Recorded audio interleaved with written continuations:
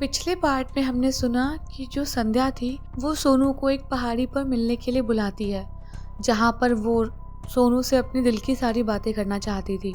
अब संध्या के बताए हुए जगह पर सोनू पहुंचता है और संध्या भी आती है, लेकिन जहाँ संध्या अकेले आई थी वहीं सोनू के साथ उसके 3 लफंगे दोस्त भी थे। और संध्या जब उसके दोस्तों को उसके साथ देखती है तो उसे बहुत ठगा सा फील होता है। मतलब अब बात तो अकेले अकेले आने की हुई थी, लेकिन उसके दोस्त भी थे और ऐसे ही हंसी मजाक कर रहे थे उससे, तो संध्या को बिल्कुल भी अच्छा नहीं लगा। तो संध्या ने सोनू से पूछा कि तुम अकेले आते इनको साथ में लेके क्यों आए? तो सोनू ने कहा, क्यों, मेरे दोस्तों से ऐसी कौन सी बात है जो मैं शेयर नहीं करता? तो बस अब हमारी सामने बात होगी तो हमारे दोस्त सुनेंगे तो क्या हो गया। और ये सब बातें करके, और जैसे ही सोनू ने ये सब बोला तो दोस्त हंसने लग गए। तो संध्या ने कहा कि तुम्हें शर्म नहीं आती है? मतलब इस तरह का तुम लोगों से बिहेव करते हो और लड़कियों को तुम समझते क्या हो? मतलब वही टिपिकल लाइंस। तो सोनू ने बोला, अरे तुम खुद ही चल के आई ना यहाँ पे मुझसे मिलने के लिए, अब मेरे दोस्त भी यहाँ पे मेरे साथ आए, तुम्हें क्या प्रॉब्लम है? अब ये सब बातें होने लग गई और संध्या को लगा कि ये किस टाइप का इंसान है, क्योंकि संध्या तो सोनू से मिलने ही गई थी, लेकिन अब इसके मन में क्या था सोनू के, ये तो किसी को नहीं पता था ना। जो दोस्तों को लेके गया था तो कुछ ना कुछ तो इसकी अलग प्लानिंग होगी ना, जहाँ पे लड़की को मिलने गया और वो भी दोस्तों के साथ। क्या ये सब सोचते हुए संध्या ने सोनू को बोला कि तुम बहुत ज्यादा बदतमीज हो, मुझे तो ये पता चला था, मेरे दोस्तों ने मुझे बताया था, लेकिन तुम इस हद तक इतने गिरे हुए इंसान हो ये मुझे नहीं पता था। सोनू अपने दोस्तों की तरफ हंसते हुए बोला, अच्छा ऐसा क्या, चलो ठीक है, बताओ क्या क्या खराब बातें हैं मेरे अंदर, क्योंकि मैं तो तुमसे प्यार करता हूँ ना, मैं सब कुछ ठीक कर दूंगा, जो तुम चाहती हो वैसा बन जाऊंगा। और यही सब सुन के दोस्त हंसने लग गए। ये यार मतलब उनकी बातें ऐसे ही हो रही थी, मतलब समझ आया था कि मतलब वो बहुत गलत इरादे से संध्या को उसने वहाँ बुलाया हुआ है। तो संध्या ने जब सोनू के दोस्तों को और सोनू को इतना बेशर्मी से हंसते हुए देखा ना, तो संध्या ने सोनू को ऐसे टेढ़ी सी स्माइल देते हुए बोला कि तुम वो दिन भूल गए ना जब तुम्हें यहाँ के लोगों ने इतना मारा था और उसके बाद में तुम्हें पूरे शहर में मुंह काला करके घुमाया था, याद है तुम्हें कुछ भी?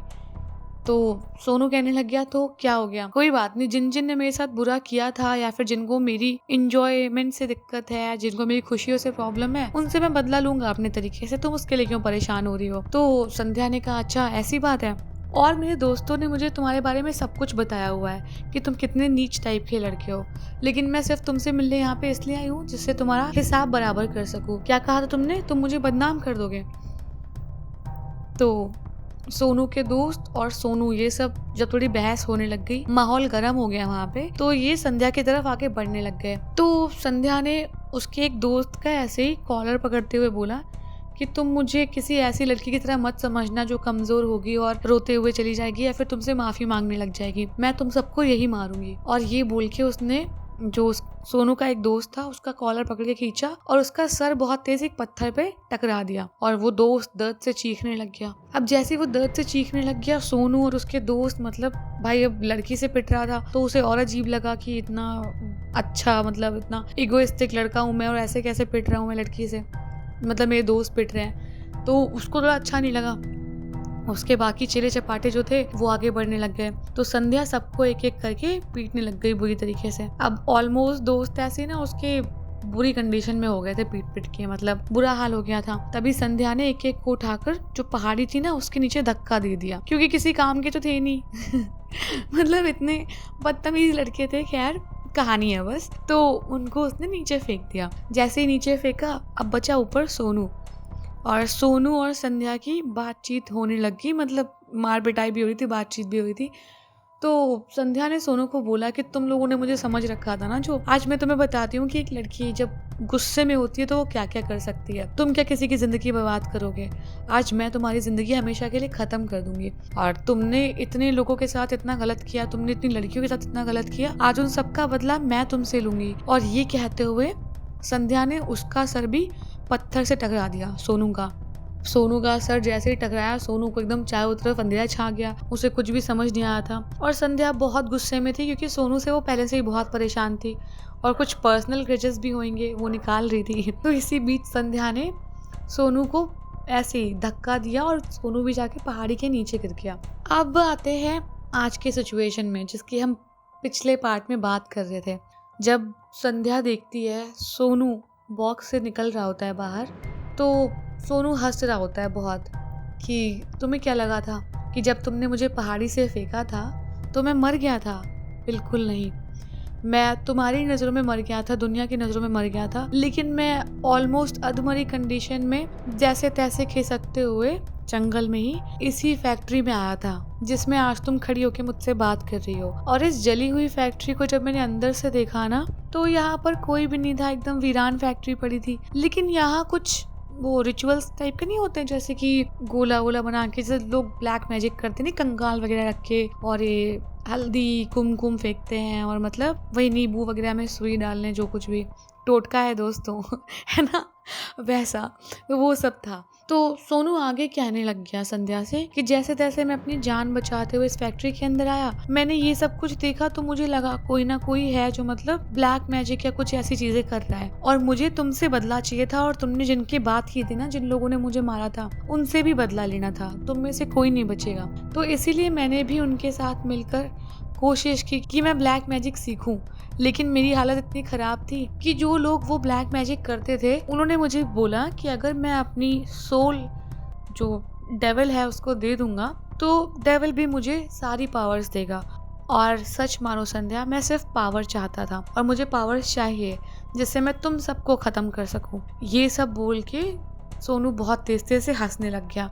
अब संध्या ना मतलब वहाँ पे खड़ी होकर सब सुन रही थी और सोच रही थी कि मतलब ये किस टाइप का इंसान था कि जब जिंदा था तब भी इतना नीच था, मरने के बाद भी उतना ही नीच है, उससे भी ज्यादा नीच है, मतलब बिल्कुल ही घटिया किस्म का इंसान। खैर अब इंसान तो था नहीं, वो तो भूत बन गया था। अब जब सोनू संध्या को फ्लैशबैक से वापस ले आया तो उसने एक सामने रखे बॉक्स की तरफ इशारा करके बोला कि इसको एक बार पास जाके सुनना।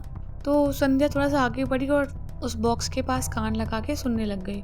उस बॉक्स से उसके भाई मतलब केशव, उसकी होने वाली पत्नी श्वेता और वो जो दो दोस्त थे ना केशव के, उनकी चिल्लाने की बहुत आवाज़ आ रही थी कि मतलब कोई बचा ले उन्हें, ऐसे करके वो बहुत चिल्ला रहे थे। तो जैसे ही संध्या ने आवाज़ सुनी, संध्या इमोशनल हो गई, मतलब कि उसका भाई अंदर फंसा हुआ है और सब चिल्ला रहे हैं इतनी मतलब बुरी तरीके से। तो सोनू बहुत तेज हंसने लगा, कहने लगा देखा हुआ ना दर्द, मुझे भी ऐसे ही बहुत दर्द हुआ था, लेकिन मुझे पता चल गया कि जितना दर्द होएगा उतना तुम्हारा मतलब आगे का सफर आसान होगा, उतना खूबसूरत होगा। मतलब ऐसे ही उल जलूल बातें कर रहा था वो संध्या से। तभी संध्या ना थोड़ा थोड़ा पीछे हटने लग गई कि कहीं उस पर वो अटैक ना कर दे, इसलिए। तो जैसे ही संध्या पीछे बढ़ी ना, संध्या का पैर एक मशीन से टकराया और उसकी वजह से बहुत तेज से आवाज़ हुई। अब जैसे ही वो आवाज़ तेज हुई ना, वो जो सोनू की आत्मा थी ना, वो एकदम से कान बंद करके ऐसे इरिटेशन नहीं होती है, मतलब वैसा रिएक्शन देने लग गई कि उसको दिक्कत हो रही है इस आवाज से। तो जब संध्या ने इस चीज को देखा ना, तो उसने और तेज तेज से पैर मारे मशीन पे, जिससे और तेज आवाज निकले। और ऐसा फिर वही हुआ, मतलब सोनू सच में उस आवाज से बहुत इरिटेट हो रहा था, या तो डर रहा था, कुछ तो था, क्योंकि सोनू की आत्मा वहां से धीरे धीरे रूम से बाहर भाग रही थी और वो रूम से बाहर चिल्लाते हुए, मतलब ऐसे ही चीखते हुए रूम से बाहर भाग गया। तब तक संध्या पैर से वो मशीन को मारती रही और जैसे ही उसकी आत्मा रूम से बाहर भागी, संध्या ने फटाफट जो डिब्बा उसने दिखाया था अभी संध्या को, वो खोला। और जैसे ही संध्या ने डिब्बा खोला, उसके अंदर से उसकी होने वाली भाभी और केशव और जो केशव के दोनों दोस्त थे वो निकले।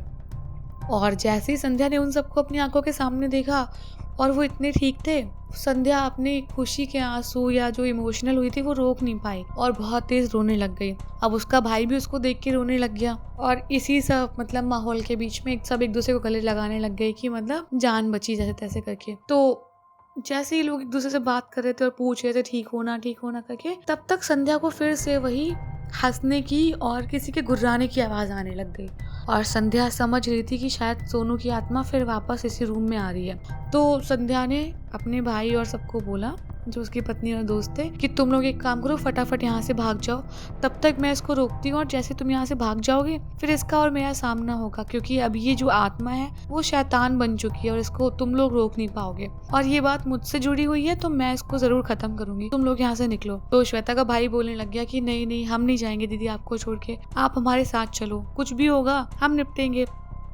तो संध्या बोलने लग गई कि नहीं, जो सोनू था वो पहले से ही किसी काले जादू वगैरह में इन्वॉल्व हुआ था, तो उसकी आत्मा को हराना इतना आसान नहीं है, तुम लोग फटाफट यहाँ से निकलो, जिससे कि मैं और वो जो भी लड़ाई झगड़ा कुछ भी होएगा वो निपटेंगे, बट तुम लोग इस सब के बीच में मत आओ। अब संध्या बार बार यही सब बोल रही है, उसके भाई और भाभी लोग बोल रहे हैं कि नहीं नहीं हम नहीं जाएंगे। अब इसी बीच में संध्या कस्में वादे देने लग गई कि जाओ यहाँ से, और जो कुछ भी होगा मैं मतलब निपट लूंगी, कुछ भी होगा तुम लोग बस जाओ जाओ। अब इतनी कस्में वादे खिलाने के बाद क्या ही रुकते बेचारे, वो दिल पे पत्थर रखे बाहर जाने लग गए कि अब कर ही क्या सकते हैं, जब कसम दे रही है और मतलब नहीं आ रही है बाहर तो हम ही चलते हैं। तो वो चारों बाहर चले गए। अच्छा, अगर आप लोग इस जगह पे होते तो क्या जो आपको बचाता आप उसे छोड़ के बाहर भाग जाते? शायद नहीं, शायद हाँ, डिपेंड करता है पर्सन टू पर्सन। खैर, कहानी पे वापस आते हैं। तो जब वो चारों चले गए, अब संध्या क्या सुन रही थी कि जो वो हंसी की आवाज थी ना, वो और भी ज्यादा खतरनाक होते हुए